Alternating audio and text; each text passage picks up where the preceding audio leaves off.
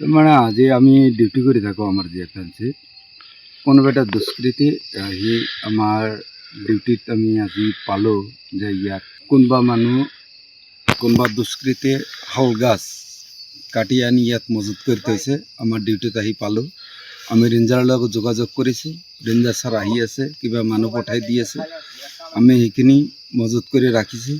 আমি এইখিনি আমাৰ ফৰেষ্টাৰৰ ওচৰত আমি গতাই দিম আৰু এইখিনি লৈ আমি এতিয়ালৈকে আমি জংঘলত থিয় হৈ আছে। এইটো গছখিনি ক'ৰ আপোনালোকৰ বাগানৰ নাই, আমাৰ বাগানৰ নহয়, বেলেগৰ পৰা কাটি আনিছে, আমাৰ বাগানৰ নহয়। কাটি আনি ইয়াত মজুত কৰি ৰাখিছে। ইয়াত মজুত কৰি ৰাখিছে বুলি আমাৰ অনুমান হৈছে। এইটো কি গাছ? এইটো শাল গাছ, কি আনমেচিউৰ্ড শাল গাছ? আনমেচিউৰ্ড।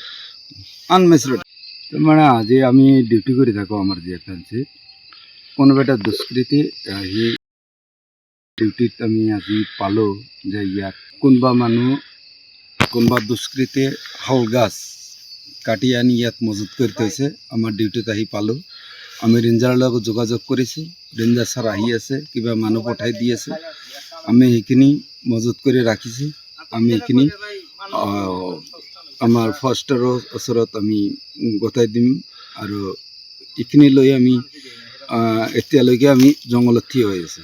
এইটো গছখিনি ক'ৰ আপোনালোকৰ বাগানৰ নাই, আমাৰ বাগানৰ নহয়, বেলেগৰ পৰা কাটি আনিছে, আমাৰ বাগানৰ নহয়। কাটি আনি ইয়াত মজুত কৰি ৰাখিছে। ইয়াত মজুত কৰি ৰাখিছে বুলি আমাৰ অনুমান হৈছে। এইটো কি গাছ? এইটো শাল গাছ, কি আনমেচিউৰ্ড শাল গাছ? আনমেচিউৰ্ড।